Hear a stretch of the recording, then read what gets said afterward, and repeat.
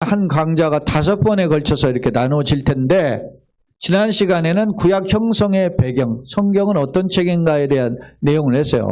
이번 시간에는 성경의 영감설, 본질과 범위에서 어떻게 하나님의 말씀은 영감, 감동되었는가 그걸 살펴보고자 하는 겁니다. 오늘 PPT 화면으로는 14번째부터 26번째까지입니다. 자, 오늘은 모세오경의 2번째 시간으로 제가 지난 시간에도 이야기했죠.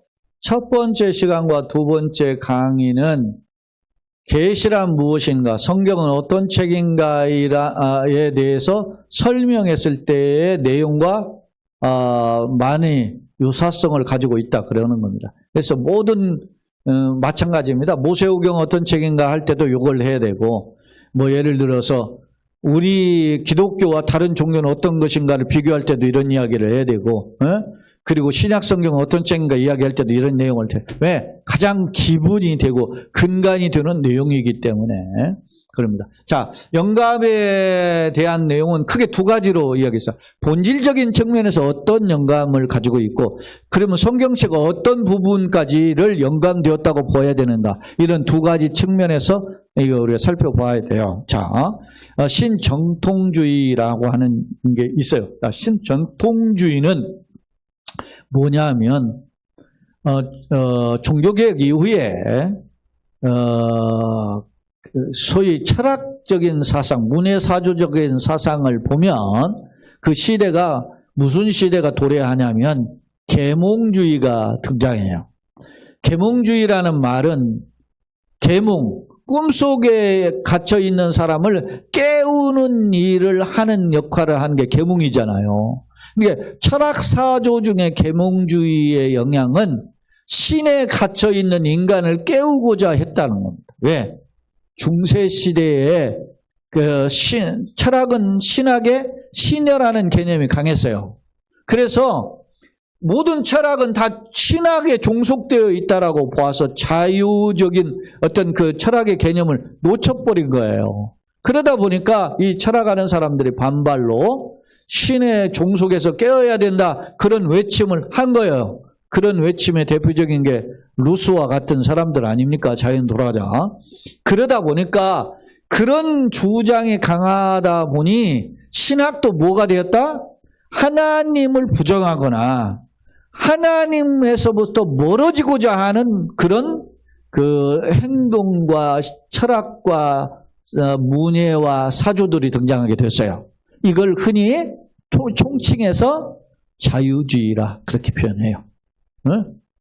그러다 보니까 하나님은 없다라고 하는 사람이 등장하기도 되고, 신은 죽었다고 하는 자도 등장하게 되고, 뭐 신을 부정하는 사람, 나는 무신론자다 이렇게 주장하는 사람도 등장하게 되고, 심지어 이제 성경책을 가리켜서는 성경책은 인간이 저자 아니냐, 그런 인간의 말이다 그렇게 이야기하고, 어떤 성경은 하나님 말씀, 어떤 것은 인간의 말, 이런 식으로 분류하기 시작해서요.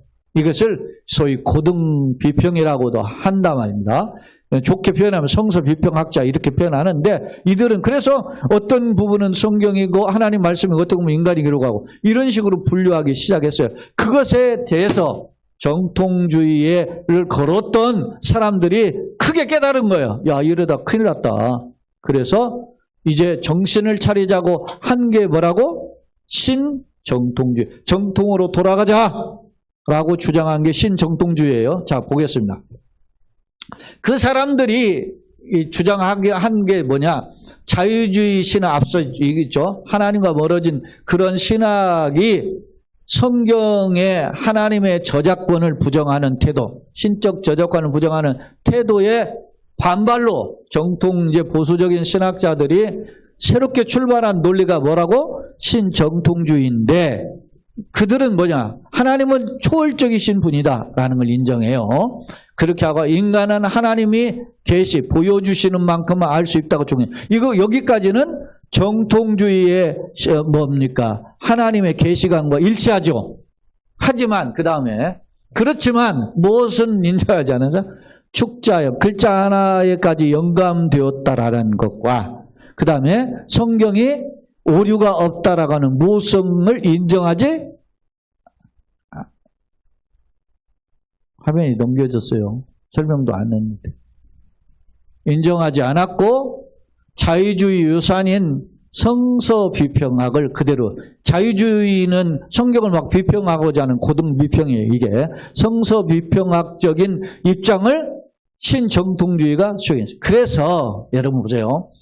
요즘도 뭐 동성애, 뭐 성평등 주장을 하잖아요. 그럴듯하잖아요. 그래서 그거를 가지고 가다 보면은 거기에 믹서되잖아요.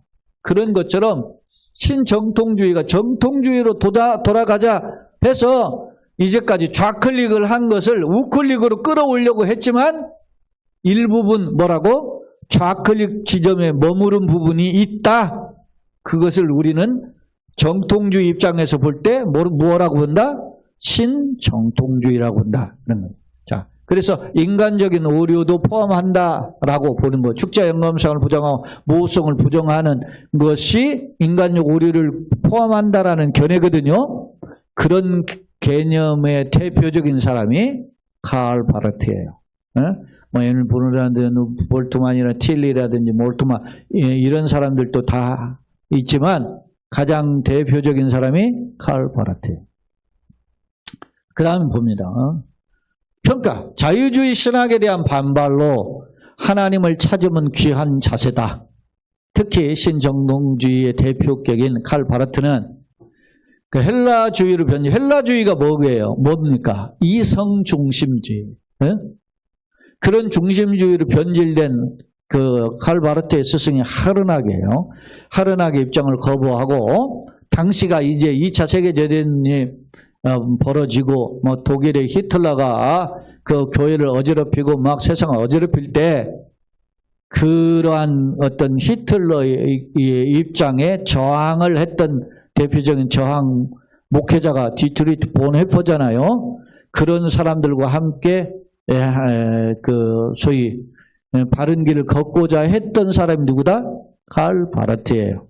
그런 긍정의 측면이 있어요. 그러나 앞서 이야기했죠. 성경관 뭐 축자 영감서를 거부한다든지 모성을 거부하는 그러한 것이라든지 유아 세례를 인정하죠. 유아 세례가 어떻게 신앙 고백도 않는데요 인정하느냐 하는 등 자유주의적인 입장에서 완전히 벗어나지 못했다. 특히 자 이거 중요한 거예요. 예전에 제가 설명한 건데 성경은 하나님의 말씀이다라는 것과 하나님의 말씀이 되었다라고 하는 것의 차이점에서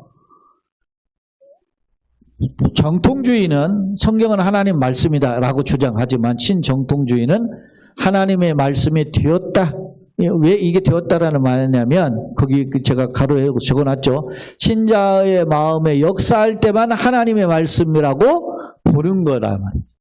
역사를 안 하면 하나님의 말씀이 아니에요. 이런 식으로 이렇게 입장이 바뀐 게 누구라고? 신정통주의다. 그러니까 신정통주의는 정통으로 돌아가려고 애를 썼지만 정통으로 완전히 돌아오지 못한 거죠. 그래서 김중은이라고 하는 유명한 우리 한국의 이제 대표적인 신학자는 정통주의 성경과는 성경의 권위를 어떻게 해요? 약화시켰다. 이런 칼 바르트의 입장을 따르는 교단이 누구냐? 우리가 지금 장로 교단 중에서도 합동 통합 대표적인 교단이 크게 두 개잖아요. 통합이 그런 칼 바르트의 입장을 따르는 학자들이 거기 있다면, 그 위험성이 있잖아요, 그죠? 그래서 이 성경관이 매우 중요하다. 자, 두 번째, 자 봅시다.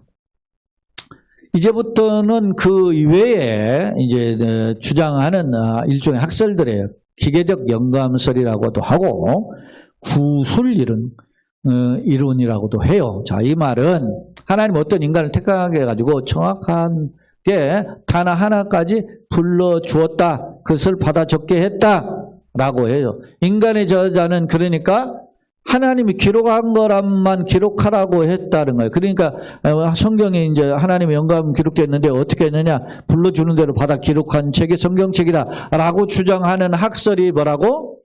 기계적 영감설이에요. 구술 이론이라고도 하고, 그 다음에 입니다. 평가. 그러면 이거에 대한 평가를 해봅시다. 성경은 종종 하나님의 정확한 단어로 메시지를 전해 주시기도 해요. 그러나 모든 성경이 그렇게 기록된 것은 아니에요.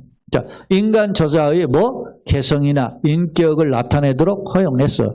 예를 들면 빌립보서 1장 8절에 거기 한번 읽어보시죠. 내가 예수 그리스도의 뭐라고? 심장으로 너희 부를 얼마나 사모하는지 하나님 내 증인. 그러니까 바울의 어떤 간절한 감정도 소개되어 있죠. 그죠? 그러니까 하나님 불러 붙여온 것만 적은 게 아니고 인간의 어떻게 해요? 개성과 인격도 성경 속에 기록이 되어 있죠. 그렇기 때문에 기계적 영감설은 완전히 우리 성경적 영감설 100% 인정하기가 곤란하다. 아쉬움이 있자. 그런 말입니다. 제한적 영감설, 이 말은 무슨 말이냐? 하나님이 인간의 저자에게 영감을 주셨지만 단어까지 일일이 그게 단어까지 불러줬다는 게 기계적 영감설이야. 단어적까지 영감하신 것이 아니고 표현의 자유를 주었기 때문에 인간에게 이름을 했기 때문에 뭐가 있다? 그 내용 속을 들여다보면 역사적 내용 속에 오류가 있을 수 있다라고 보는 견해예요. 이게 제한적 영감설이에요. 자, 그에 대한 평가를 봅시다. 성경은 역사적 사실에 근거를 두는데 역사적 오류를 인정하는 것을 뭐라고? 잘못되었다. 그런 말이죠. 예를 들면 예수님께서 마태복음 12장에서 요나서를 인용을 하는데 요나가 어떻게 해요? 실존했던 사람이라는 것을 인용해요. 예수님이. 예수님 다시 말하면 이 제한적 영감설을 이야기하는 사람들은 요나의 예수님의 비유는 뭐라고? 하나의 그냥 상징적 비유지 역사적 비유가 아니라고 생각을 한단 말입니다. 그러나 실제 요나가 실존했던 인물이다라고 하는 역사성을 부정하는 행위는 어떤 성경의 영감성은 인정할 수 없다. 그런 거예요. 자, 또 하나 예를 들면 이런 거죠. 제가 예전에도 한번 설명했는데 아담의 역사성을 부정하게 되면 무슨 오류가 생겨요? 제가 그 말을 한번 여러분들에게 한 적 있죠. 아담이 역사적인 인물입니까? 아니면은 신화적인 인물입니까? 전설의 인물이에요? 아니면 역사적 인물이에요? 역사적 인물이 아닌 전설의 인물, 신화적 인물이라고 한다면 어떤 문제가 발생해요? 앞서 우리가 지금 로마서 5장 이야기했잖아요. 아담의 한 사람의 죄로 인해서 사망의 왕노릇이 됐죠. 아담이 역사적 인물이 아니고 신화적이고 전설적인 인물이면 아담이 죄를 지은 것이 가짜가 되는 거지. 그죠? 지어낸 이야기잖아. 그러니까 인류가 죄가 없는 것이 되죠. 그러니까 아담의 역사성을 부정하는 순간 뭐다고? 인류의 죄도 부정하게 되는 거죠. 그런 굉장한 위험성이 있는 거예요. 그래서 이게 제한적 영감설에 무죄성이 있는 게 있다는 거예요. 자, 그 다음에 봅시다. 그러면 이제 우리가 주장하는 동력적 영감설. 동력적 영감설은 성령의 영감이 평소 인간의 삶 그냥 완전히 통찰, 그렇게 하나님의 성령이 그걸 딱 감동시켜가지고 너가 기록해 그렇게 했다라는 거예요. 근데 다시 말하면 성경 기록자들이 예수와 함께 다니면 자연히 성경 기록을 하는 그런 인격으로 그냥 성숙되었다. 동력적 역동적 영감설이라고도 동력적 영감설이라고. 그러니까 그를 그냥 내가 성령으로 확 이렇게 변화시켜가지고 그냥 성령의 능력자가 되게 만들었다. 그런 견해예요. 자, 봅시다. 평가. 성경을 인간의 산물로 정리학시키며 문학작품 수준으로 격화시킬 오류가 있다는 거예요. 이게 그런 오류의 가능성. 왜냐? 인간의 삶에는 오류가 많잖아요.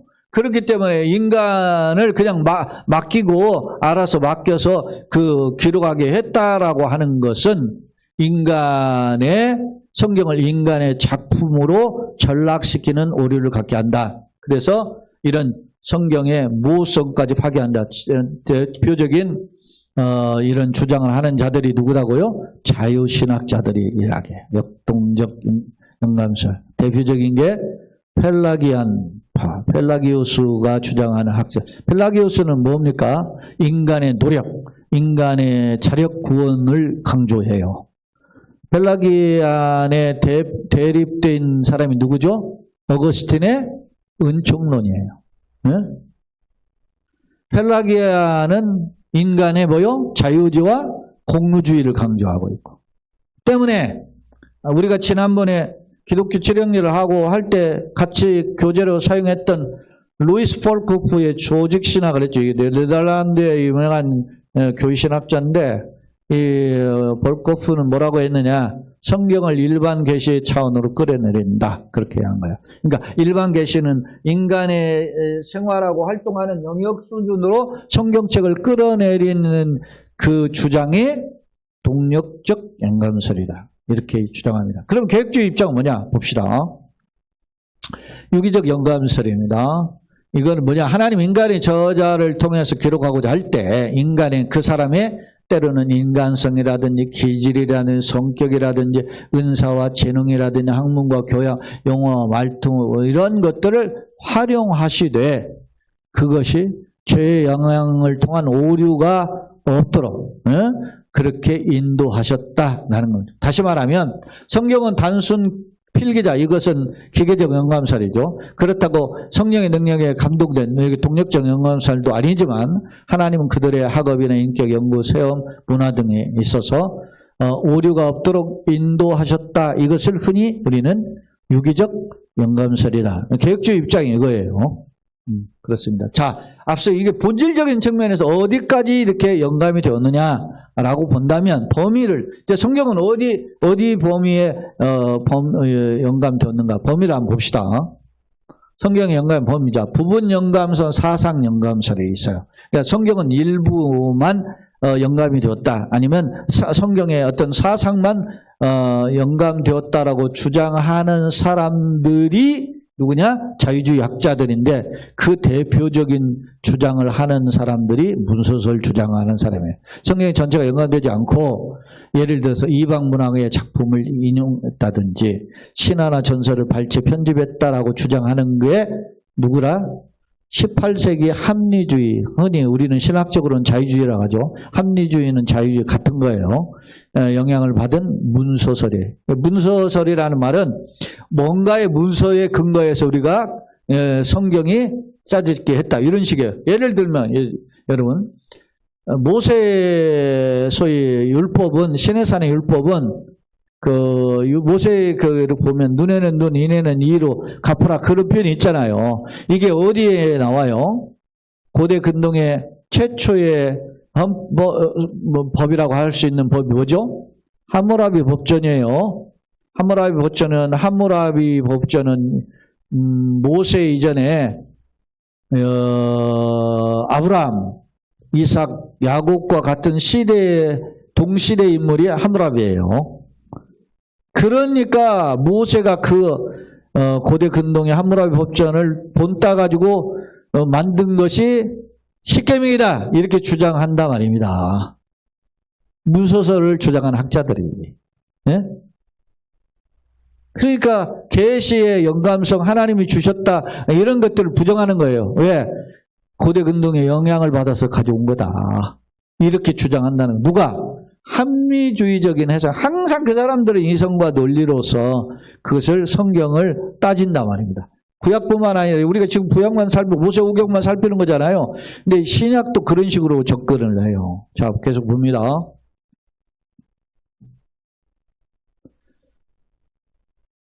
전 조금만 앞부분 봅시다. 그 일례로 구약을 영감해서 제외하거나 신약도 교리와 산상보훈 예수님의 말씀만 영감되었고 나머지는 영감이 안 되었다 이렇게 주장하는 게 뭐라고? 합리주의적인 주의자들이 주장하는 소위 부분 영감설 아니면 사상 영감설 이렇게 표현을 하고 있다 말입니다. 자, 평가를 봅시다.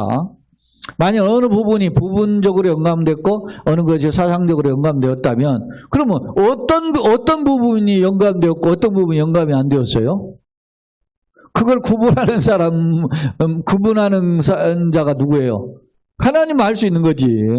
근데 인간이 이건 영감되고 이건 영감되고 지가 하나님이라는 거야. 제가 이게 그런 궤변이라는 거죠. 자, 만약 구분이 가능하다면 이를 구분하는 자가 결국 하나님이라는 주장이 되는데 한마디로 뭐요? 궤변이다. 그런 겁니다. 또한 생각과 단어가 불가분 관계에도 내가 생각이 있으니까 단어가 나오는 거 아니에요? 그러니까 사상은 영감되었는데 그 문자는 영감이 안 됐다. 이렇게 이야기하는 것은 궤변과 같고 논리 스스로를 파괴하고 있는 그런 설득력 없는 주장이다. 이게 소위 문서설 주장입니다. 부분 영감설. 그 다음 우리 개혁주의 입장은 그럼 뭐냐? 완전 축자 영감설이에요. 이게 완전 축자는 완전히 축자, 글자 한자 한자를 축자라고 해요. 글자 한자 한자까지 완전히 영감되었다라고 보는 것이 완전 축자 영감설이에요. 개혁주의의 영감설의 입장은 앞서 이야기했죠. 유기적 영감설 그리고 범위는 완전 축자 영감설이라. 그걸 여러분 놓치지 마세요. 그래서 하나님의 영감이 기록자가 선택한 모든 구절과 단어에까지 미쳤다는 거, 글자 한자까지 축자니까 그렇게 미쳤다는 견해입니다. 물론 기계적 영감설처럼 하나님 그럼 글자 하나씩 불러줬냐? 그것이 아니라 개인의 인격과 그 문체의 사상을 자유롭게 사용하시되 오류가 없게 글자 하나까지 감동을 주셨다. 라고 보는 견해가 완전 축자 영감설입니다. 자, 마지막 한 페이지 더 있을 것 같은데 평가합시다. 성경이 하나님의 뭐라고? 말씀이므로 하나님의 권위의 교훈임을 깨달아요. 그래서 우리 개혁주의는 성경은 어떤 책인가에 대해서 딱에서 시작하는 거예요. 그래서 성경은 어떤 책인가를 자꾸 모든 책, 오경을 하든지 아니면 역사서를 하든지 시가서를 하든지 아니면 선지서를 하든지 아니면 신약 성경을 할 때 항상 성경은 어떤 책인가에 대한 바른 입장을 가지고 성경을 살펴야 된다라고 하는 것이 성경의 뭐요? 영감설이에요. 오늘 여러분 이걸 놓치지 않기를 바라고요. 이제 조금 더 깊게 다음 시간부터는 모세오경에 대해서 접근해 보도록 하겠습니다. 오늘은 여기까지 하겠습니다. 좋으신